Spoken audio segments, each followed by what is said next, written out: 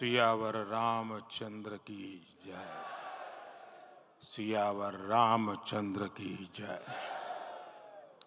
श्रद्धेय मंच, सभी संत एवं ऋषिगण,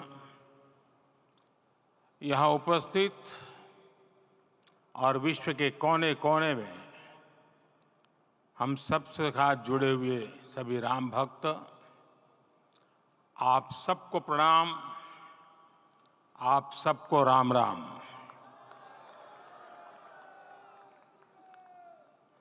आज हमारे राम आ गए हैं।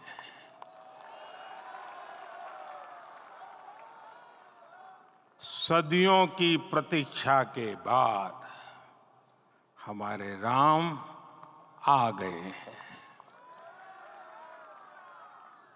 सदियों का अभूतपूर्व धैर्य, अनगिनत बलिदान, त्याग और तपस्या के बाद हमारे प्रभु राम आ गए हैं। और ये राम रस जीवन प्रवाह की तरह निरंतर बहता रहता है। प्राचीन काल से भारत के हर कोने के लोग राम रस का आचमन करते रहे हैं। राम कथा असीम है और रामायण भी अनंत है।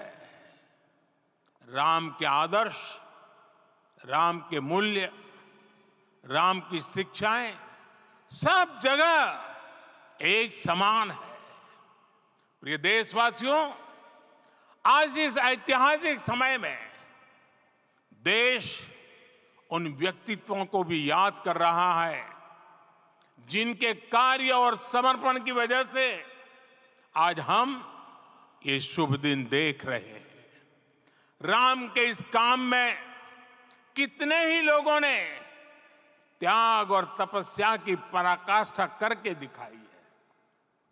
उन अनगिनत राम भक्तों के, उन अनगिनत कार सेवकों के और उन अनगिनत संत महात्माओं के हम सब ऋणी हैं। साथियों, आज का ये अवसर उत्सवता का क्षण तो है ही, लेकिन इसके साथ ही यह क्षण भारतीय समाज की परिपक्वता के बोध का भी क्षण है। हमारे लिए ये अवसर सिर्फ विजय का नहीं, विनय का भी है। दुनिया का इतिहास साक्षी है कि कई राष्ट्र अपने ही इतिहास में उलझ जाते हैं। ऐसे देशों ने जब भी अपने इतिहास की उलझी हुई गांठों को खोलने का प्रयास किया, उन्हें सफलता पाने में बहुत कठिनाई आई, बल्कि कई बार तो पहले से ज्यादा मुश्किल परिस्थितियां बन गई। लेकिन हमारे देश ने इतिहास की इस गांठ को जिस गंभीरता और भावुकता के साथ खोला है, वो ये बताती है कि हमारा भविष्य हमारे अतीत से बहुत सुंदर होने जा रहा है। वो भी एक समय था जब कुछ लोग कहते थे कि राम मंदिर बना तो आग लग जाएगी। ऐसे लोग भारत के सामाजिक भाव की पवित्रता को नहीं जान पाए। रामलला के इस मंदिर का निर्माण भारतीय समाज के शांति, धैर्य, आपसी सद्भाव और समन्वय का भी प्रतीक है। हम देख रहे हैं ये निर्माण किसी आग को नहीं, बल्कि ऊर्जा को जन्म दे रहा है। राम मंदिर समाज के हर वर्ग को एक उज्जवल भविष्य के पथ पर बढ़ने की प्रेरणा लेकर आया है। मैं आज उन लोगों से आह्वान करूंगा, आइए आप महसूस कीजिए, अपनी सोच पर पुनर्विचार कीजिए। राम आग नहीं है, राम ऊर्जा है। राम विवाद नहीं, राम समाधान है। राम सिर्फ हमारे नहीं है, राम तो सबके हैं। राम वर्तमान नहीं, सिर्फ वर्तमान ही नहीं, राम अनंत काल है। साथियों, आज जिस तरह राम मंदिर प्राण प्रतिष्ठा के इस आयोजन से पूरा विश्व जुड़ा हुआ है, उसमें राम की सर्वव्यापकता के दर्शन हो रहे हैं। जैसा उत्सव भारत में है, वैसा ही अनेक देशों में है। आज अयोध्या का यह उत्सव रामायण की उन वैश्विक परंपराओं का भी उत्सव बना है।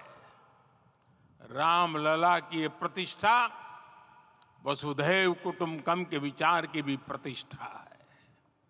साथियों, आज अयोध्या में केवल श्री राम के विग्रह रूप की प्राण प्रतिष्ठा नहीं हुई है, ये श्री राम के रूप में साक्षात भारतीय संस्कृति के प्रति अटूट विश्वास की भी प्राण प्रतिष्ठा है। ये साक्षात मानवीय मूल्यों और सर्वोच्च आदर्शों की भी प्राण प्रतिष्ठा है। इन मूल्यों की, इन आदर्शों की आवश्यकता आज संपूर्ण विश्व को है। सर्वे भवन्तु सुखिनः, ये संकल्प हम सदियों से दोहराते आए हैं। आज उसी संकल्प को राम मंदिर के रूप में साक्षात आकार मिला है। ये मंदिर मात्र एक देव मंदिर नहीं है, ये भारत की दृष्टि का, भारत के दर्शन का, भारत के दिग्दर्शन का मंदिर है। ये राम के रूप में राष्ट्र चेतना का मंदिर है। राम भारत की आस्था है, राम भारत का आधार है, राम भारत का विचार है, राम भारत का विधान है, राम भारत की चेतना है, राम भारत का चिंतन है, राम भारत की प्रतिष्ठा है, राम भारत का प्रताप है, राम प्रवाह है, राम प्रभाव है, राम नेति भी है, राम नीति भी है, राम नित्यता भी है, राम निरंतरता भी है, राम विभु है, विशद है, राम व्यापक है, विश्व है, विश्वात्मा है। और इसलिए जब राम की प्रतिष्ठा होती है तो उसका प्रभाव वर्षों या शताब्दियों तक ही नहीं होता, उसका प्रभाव हजारों वर्षों के लिए होता है। महर्षि वाल्मीकि ने कहा है, राज्यम 10 सहस्त्राणि प्राप्य वर्षाणि राघव, अर्थात राम 10,000 वर्षों के लिए राज्य पर प्रतिष्ठित हुए, यानी हजारों वर्षों के लिए राम राज्य स्थापित हुआ।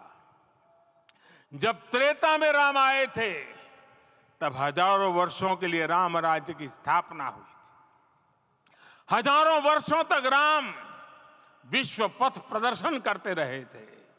और इसलिए मेरे प्यारे देशवासियों, आज अयोध्या भूमि हम सभी से, प्रत्येक राम भक्त से, प्रत्येक भारतीय से कुछ सवाल कर रही है।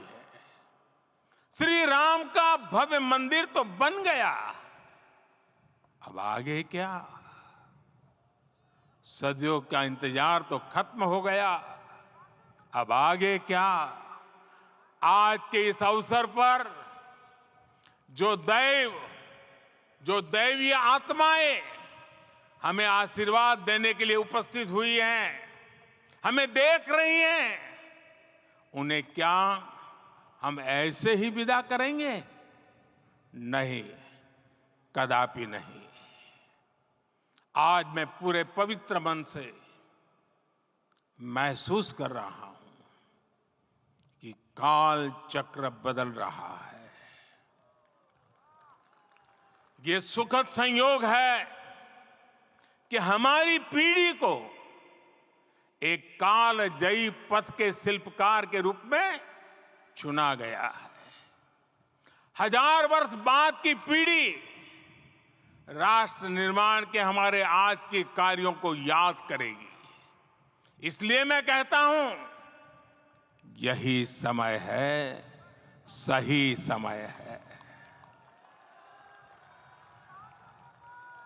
हमें आज से, इस पवित्र समय से अगले 1000 साल के भारत की नींव रखनी है। मंदिर निर्माण से आगे बढ़कर अब हमें सभी देशवासी यहीं इस पल से समर्थ, सक्षम, भव्य, दिव्य भारत के निर्माण की सौगंध लेते हैं।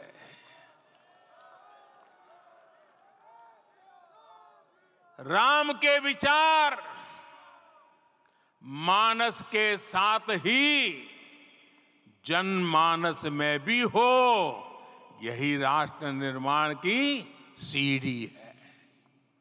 साथियों, आज के युग की मांग है कि हमें अपने अंतःकरण को विस्तार देना होगा। हमारी चेतना का विस्तार देव से देश तक, राम से राष्ट्र तक होना चाहिए। हनुमान जी की भक्ति, हनुमान जी की सेवा, हनुमान जी का समर्पण, ये ऐसे गुण हैं जिन्हें हमें बाहर नहीं खोजना पड़ता। प्रत्येक भारतीय में भक्ति, सेवा और समर्पण के भाव समर्थ, सक्षम, भव्य, दिव्य भारत का आधार बनेंगे। और यही तो है देव से देश और राम से राष्ट्र की चेतना का विस्तार। दूर सुदूर जंगल में, कुटिया में जीवन गुजारने वाली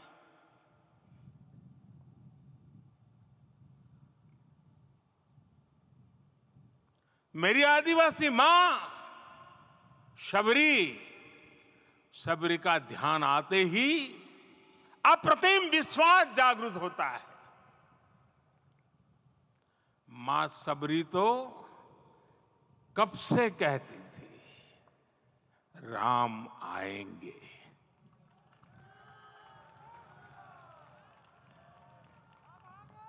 प्रत्येक भारतीय में जन्मा यही विश्वास समर्थ, सक्षम, भव्य भारत का आधार बनेगा।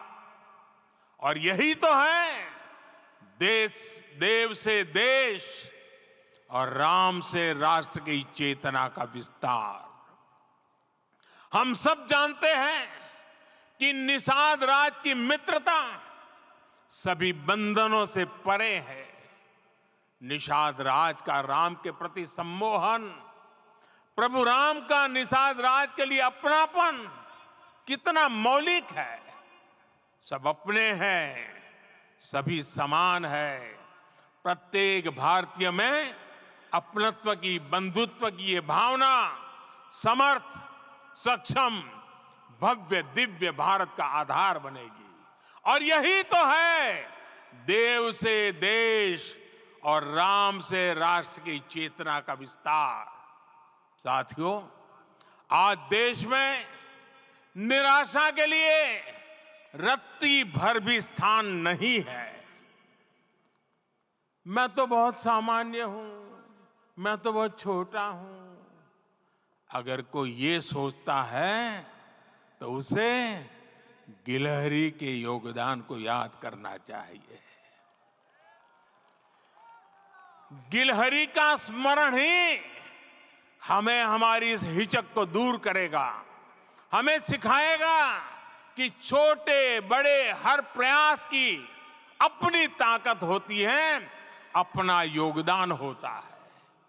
और सबके प्रयास की यही भावना समर्थ, सक्षम, भव्य, दिव्य भारत का आधार बनेगी।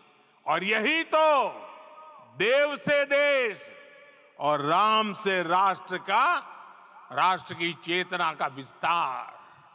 साथियों, लंकापति रावण प्रकांड ज्ञानी थे, अपार शक्ति के धनी थे, लेकिन जटायु जी की मूल्य निष्ठा देखिए। वे महाबली रावण से भिड़ गए।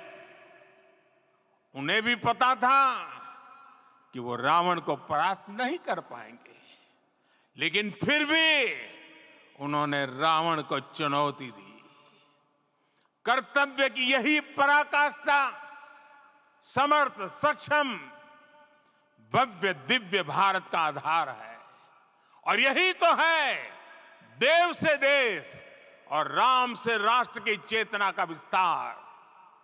आइए हम संकल्प लें कि राष्ट्र निर्माण के लिए हम अपने जीवन का पल पल लगा देंगे। राम काज से राष्ट्र काज, समय का पल पल, शरीर का कण कण राम समर्पण को राष्ट्र समर्पण के ध्येय से जोड़ देंगे। मेरे देशवासियों, प्रभु श्री राम की हमारी पूजा विशेष होनी चाहिए। ये पूजा स्व से ऊपर उठ करके समष्टि के लिए होनी चाहिए। ये पूजा अहम से उठकर वयम के लिए होनी चाहिए। प्रभु को जो भोग चढ़ेगा वो विकसित भारत के लिए हमारे परिश्रम की पराकाष्ठा का प्रसाद भी होगा। हमें नित्य पराक्रम, पुरुषार्थ, समर्पण का प्रसाद प्रभु राम को चढ़ाना होगा। इनसे नित्य प्रभु राम की पूजा करनी होगी, तब हम भारत को वैभवशाली और विकसित बना पाएंगे।